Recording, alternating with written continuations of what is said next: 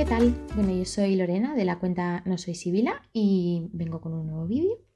Este vídeo es el vídeo del resumen de lecturas de febrero y nada, os cuento un poquito. Yo en febrero he tenido una especie de parón o bloqueo, no sé cómo llamarlo, porque tenía 4 lecturas empezadas y no me apetecía continuar con ninguna de ellas. No porque no me estuvieran gustando, porque me estaban gustando las 4, o sea, no tiene nada que ver con eso, sino pues porque la mayoría eran lecturas muy reflexivas y muy lentas y pues yo en este momento necesitaba otra cosa, entonces pues como que he parado un poco y he empezado con otras cosas. Entonces os voy a contar primero las cosas que he leído y luego os voy a hablar de los libros que tengo a medias y, y os cuento un poquito, ¿no? Entonces, bueno, la primera novela que leí en febrero fue La muela de Rosario Villajos, editado por Aristas Martínez Editorial, que ya hice una reseña completa sobre el libro, que os lo voy a poner por aquí. Y nada, este es un libro que me gustó mucho. La verdad es que todos los 3 que he leído en febrero me han gustado mucho. Porque bueno, sí, en resumen, no me voy a enrollar mucho, pero en resumen, básicamente en este libro seguimos a Rebeca, la protagonista es Rebeca, una mujer que en el momento de la novela tiene 35 años, que unos años atrás se mudó a Londres siguiendo a un novio suyo que vivía ahí y dejando a su vez atrás la muerte de su padre, ¿no? El duelo por la muerte, o sea, es como huyendo del duelo por la muerte de su padre, a una madre que se está quedando ciega y a su hermana a la que le deja al cuidado de su madre, ¿no? Digamos que hay como una especie de también cosa que no se dice así, ¿no? Pero Rebeca siente culpabilidad por haber dejado esta situación a su hermana, pero de algún modo ella está también huyendo de esa carga impuesta de los cuidados a la persona que tiene una situación menos privilegiada dentro de la familia, ¿no? Porque su hermana pues es odontóloga, le va muy bien, pues ha podido de repente abrir una pequeña clínica, no sé qué, y entonces ella se ve como que ella que tiene trabajos precarios, que no tiene como una vida hecha y tal, pues se va a quedar como atrapada en esos cuidados impuestos por ser como la que tiene una situación peor, ¿no?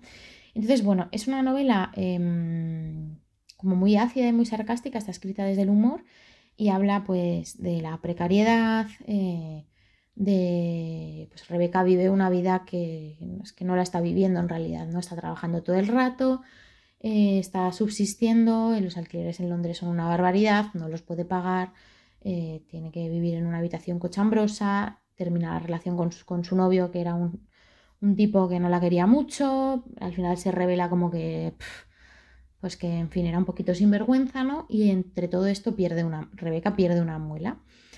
Y entonces esta pérdida de la muela es como el símbolo de lo último que le falta por perder, ¿no? Porque digamos que esta muela, lo único que ella tenía era su belleza, porque Rebeca es una persona muy guapa, y esta muela es como que acaba de hacer un agujero en lo último a lo que se agarra, ¿no? Y es un poco una novela de cómo Rebeca pues va dejándose ir a través del hueco de esta muela, ¿no? Y nada, me ha gustado mucho, la verdad. Eso tiene una forma de escribir muy ácida y muy sarcástica, pero a la vez trata estos temas de la precariedad,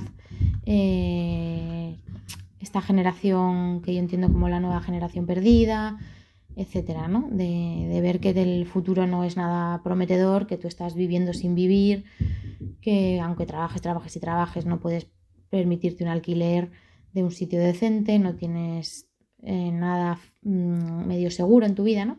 Y nada, me ha gustado mucho, muy recomendada, me ha gustado un montón, la verdad. Y bueno, el siguiente que he leído, que este es el que bueno, La muela lo leí como a principios de mes y lo iba alternando con estos libros que tenía empezados, ¿no? Pero es que no, o sea, me enganché con La muela, pero los otros pues no me iba apeteciendo cogerlos, esto a veces pasa, ¿no? Entonces dije, necesito algo que me saque de esto y yo sé que Octavia Butler me va a sacar de cualquier cosa. Porque bueno, os cuento, esta, que es La parábola de los talentos, es la segunda parte de la trilogía de Semilla terrestre, que tiene esta primera parte, que es la parábola del sembrador, y luego eso, la parábola de los talentos, y la tercera parte que en Octavia Butler no llegó a escribir, creo que llegó a esbozar unas notas, pero no llegó a escribir porque se murió demasiado joven, ¿no? Y claro, pues eso, cuando estás en un bloqueo tal, la mejor forma de salir, o la forma que tengo yo de salir de ahí, o de decir, quiero que me apetezca volver a coger la lectura, ¿no? O sea, que yo llegue hoy a casa y diga, me apetece mucho leer el libro que estoy leyendo, pues para mí es leer un libro que tenga mucha trama. Ninguno de los libros que yo estaba leyendo eran libros que tuvieran mucha trama. Entonces, leer un libro que tenga mucha trama y en este caso, que creo que además ha sido el acierto, es leer un libro con personajes que ya conoces. Entonces ya entras ahí ya queriendo saber lo que les pasa y entras ya convencida, ¿no? Entonces, bueno, yo cogí este libro y me lo devoré, o sea, no leí más rápido porque no tenía más horas al día libres, básicamente, ¿no? Y bueno, la parábola del sembrador, voy a hacer la reseña sin spoilers. Lo único que simplemente la trama de la segunda parte ya no es que spoilee, pero bueno, ya te dice por dónde ha ido la primera parte. No es un gran spoiler, o sea, verdaderamente. Pero bueno, si no queréis saber nada porque vais a leer la primera parte, pues mejor no escuchéis esta parte. Luego pongo donde empieza la siguiente reseña para que os lo podáis saltar. Entonces, bueno, en la primera parte, en la parábola del sembrador, pues seguíamos a Lauren Olamina, que era esta chica afroamericana que vivía en en un barrio amurallado, en una ciudad, creo que es California. Y bueno, pues teníamos esta sociedad que se había ido pues eso, en la que había explotado todo, ya no había ningún tipo de contrato social, digamos que los gobiernos básicamente habían renunciado a sostener de ninguna manera a las personas, o sea, es la ley del sálvese quien pueda, el salvaje oeste, y ya está, ¿no? Entonces teníamos la gente que vive fuera de estos barrios amurallados, que como os digo, no hay ningún tipo de contrato social, ahí sobrevive el que puede, ¿no? Entonces hay todo tipo de violencia, robos, bueno, de todo, ¿no? Luego tenemos a esta gente que vivía en estos barrios, que estaban un poquito al límite, pero todavía se mantenían, y luego ya tienes a la gente rica que les da igual todo, ¿no? Porque ellos tienen su seguridad privada, sus barrios perfectamente no sé cómo, etcétera, ¿no? Entonces, bueno, pues en la primera parte seguíamos a Lauren Olamina, que es hija de un pastor baptista, y durante esta primera parte Lauren Olamina va, digamos, inventando una nueva religión, que es la religión que ella llama semilla terrestre, o sea, una nueva creencia, ¿no? Que ella llama semilla terrestre. Yo en la primera parte no entendía por qué Octavia Butler había decidido que su personaje se apoyara en una religión, que además es una religión que es muy... es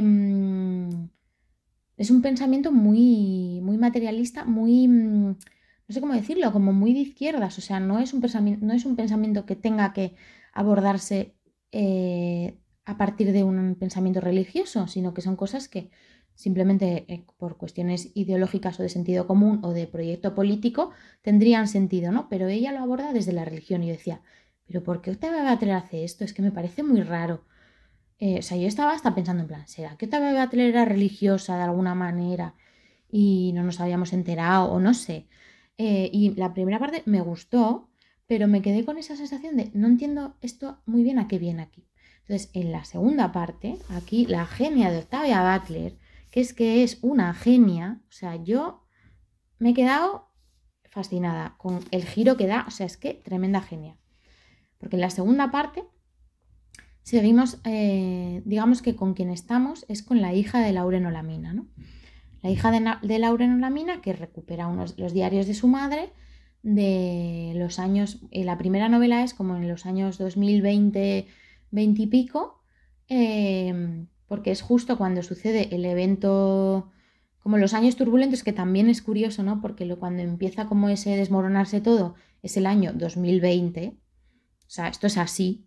El libro es este año en el que empieza a desboronarse todo. Es que da miedo. Bueno, da miedo. Son de estas casualidades, pero que dices, ojito, la Octavia Butler.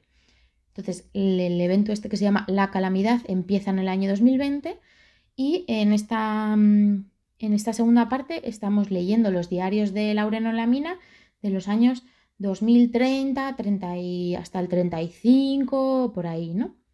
Vale, y los leemos a través de la mirada de su hija. Su hija, digamos que hace como una especie de introducción a estos diarios, también habla de otros personajes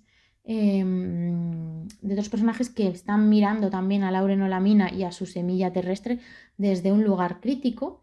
Incluso la misma Lauren, pues eso, mira esta fe, esta creencia que ha creado su madre desde un lugar crítico, ¿no?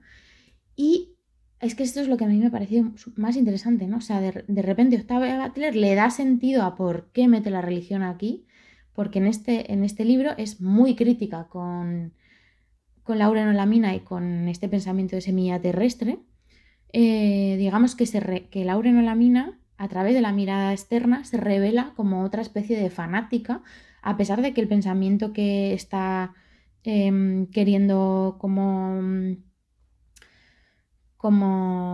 imbuir a otras personas de él, ¿no? Como pasar la palabra, es un pensamiento que mediante el recurso de la ideología o de un proyecto político funcionaría, ¿no? Pero Octavia Butler decide que tiene que ser a través de la religión. Y en el libro ella nos da como la clave, ¿no?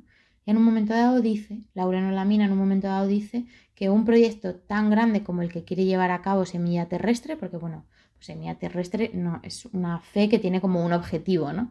Un objetivo que es la salvación de la sociedad, de alguna manera, ¿no? La salvación, pero no en términos espirituales, sino en términos sociales, ¿no? De volver a tener una sociedad que se sostenga de alguna manera, ¿no? Y que sostenga a sus ciudadanos. Es un pensamiento muy del común, de la ayuda mutua, etcétera, ¿no? Entonces, Lauren Olamina dice en el libro que solamente a través de un pensamiento religioso, de una fe, de un pensamiento que no se le cuestione desde lugares racionales, el ser humano va a poder ser capaz de luchar por un proyecto tan grande como ese, como el que quiere llevar a cabo Semilla Terrestre, ¿no? Y es que me pareció interesantísimo cómo, no solo cómo Lauren lo cuenta, sino cómo Octavia Butler hace este personaje, lo mira desde fuera y cómo nos cuenta, ¿no? Cómo en momentos de crisis profundas de repente proliferan pensamientos irracionales basados en, pues eso, ¿no? En creencias, escepticismos, también el fascismo, porque otra cosa que pasa en este libro es que Octavia Butler de repente está describiendo nuestro siglo XX. Describe, hay un líder que es igual que Donald Trump, pero igual a términos que dice cosas como quiere hacer America Great Again. Este libro lo escribió en el 93, o sea, no es que Octavia Butler haya visto a Trump y haya dicho, ah, sí, no, este libro se escribió en el 93, o sea, es que quiero decir que también te da cuenta de lo predecible que es cómo funciona la sociedad bajo el capitalismo, ¿no? Y cómo funcionan los fascismos y estos pensamientos irracionales y tal. Entonces, nada, me ha gustado muchísimo, la verdad, me ha gustado un montón. Es igual que el primero, que es muy duro porque hay todo tipo de violencias, en este también, o sea, no es un libro fácil de pues eso, me lo paso súper bien. Pero bueno, creo que tienen sentido en la trama, o sea, no son como gratuitas, ¿no? Y nada, Octavia Butler, la parábola del sembrado de los talentos, o sea, ojalá alguien publique las notas que tenía esta mujer para la tercera parte, porque me encantaría saber hacia dónde lo lleva. Porque bueno, si tengo que decir una cosa así, un apunte, es que el final de esta parte me ha parecido un poquitín precipitado. Y porque yo creo que quería llevar la historia hacia un lugar, y entonces pues como que en el último momento hace como ping y hace como un girito, ¿no? Y es que me encantaría saber hacia dónde pensaba llevarlo, porque es que estoy segura de que me volvería a sorprender, de que nos volvería a sorprender, porque es que me ha sorprendido mucho con este. porque yo no entendía nada, o sea, no entendía nada, no entendía ese personaje en la primera parte y de repente ha sido como, ostras, qué genial, es que ya sé por qué lo has hecho, ¿no? Chapo, Octavia Butler, chapo. Y bueno, mi última lectura del mes ha sido Memorial Drive, Recuerdos de una hija, de Natasha Trethewey, que está editado por Errata Naturae, que es súper bonito, por cierto. Además, Errata Naturae, pues durante la pandemia hizo como un parón, decidió como editar de una manera más responsable, con papel, o sea, como con una serie de cosas de todo mucho más sostenible, etcétera. O sea, que es una editorial como con mucho compromiso en ese sentido, ¿no? Y bueno, Natasha Trethewey, es que no sé cómo se dirá, la verdad, la autora de este libro es una poeta americana, afroamericana, que bueno, ha sido poeta laureada de Estados Unidos 2 veces, ganó un premio Pulitzer, tiene como muchos libros de poesía y es una poeta muy conocida en Estados Unidos.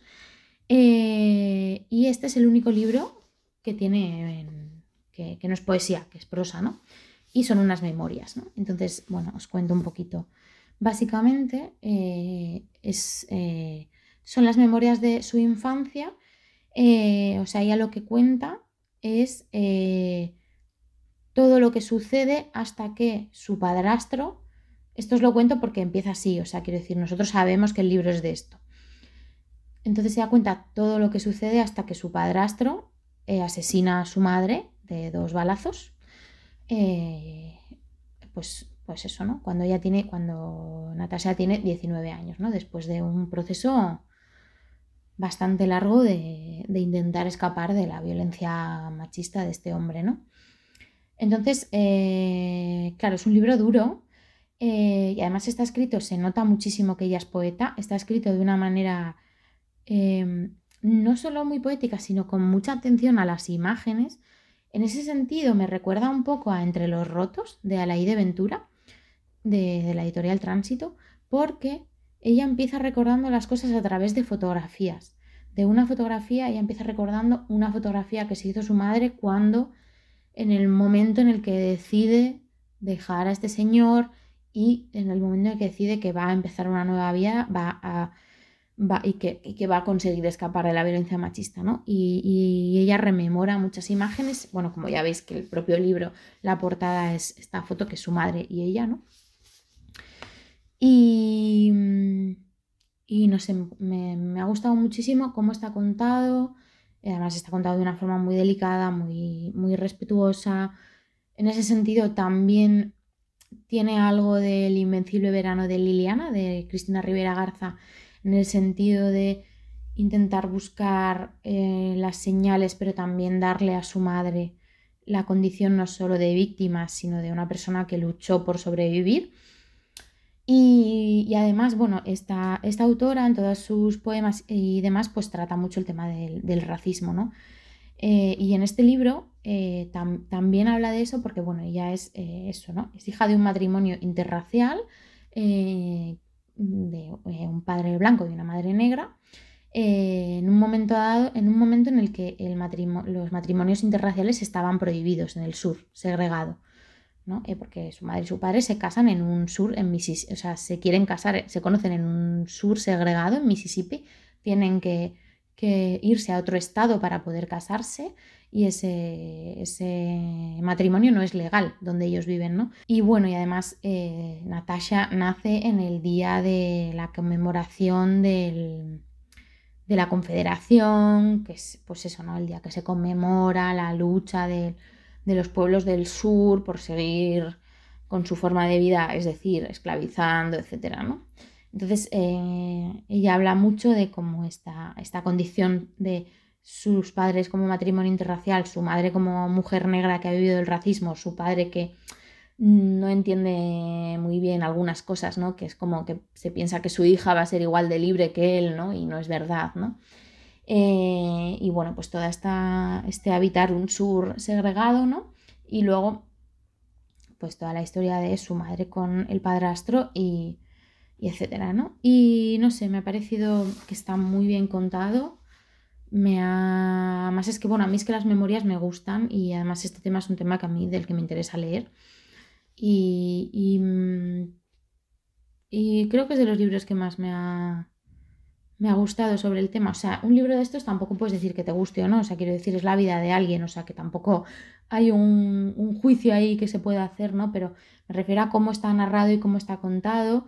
Creo que le hace además mucho honor a su madre y además se entiende perfectamente el núcleo de toda esta violencia, ¿no? Y nada, entonces Natasha Trethewey, Memorial Drive, mi favorito del mes, aunque los tres me han gustado mucho, la verdad. Y bueno, luego os enseño así rápidamente los que yo estaba leyendo a medias, que tenemos Hermione, de Hilda Doolittle, que este libro me está gustando, o sea, me estaba gustando un montón, si es que lo quiero seguir leyendo, porque tenemos a un personaje que es Hermione, pero es que es un libro como muy de flujo de conciencia. No sabes muy bien, o sea, yo todavía no sé muy bien ni de qué va exactamente, es como sobre este personaje, ¿no?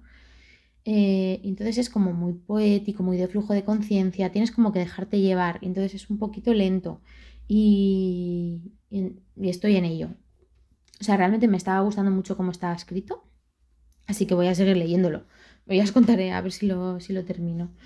Luego tenemos Invierno de Ali Smith, que llevo con este libro 2 meses y es que, de verdad, yo no sé qué me pasa, porque no es que no me guste, es que no... A ver, para mí Ali Smith es una escritora como un poco exigente en el sentido de que para leerlo tienes que estar como muy atento.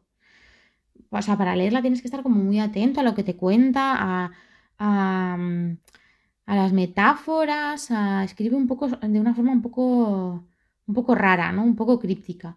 Y Otoño me gustó mucho, pero es verdad que eso, que es un libro como complicado de entrar. O sea, no es un libro de una historia que te atrape muchísimo, sino que estás como ahí en plan, a ver qué me está queriendo decir con esta cosa extraña, tal.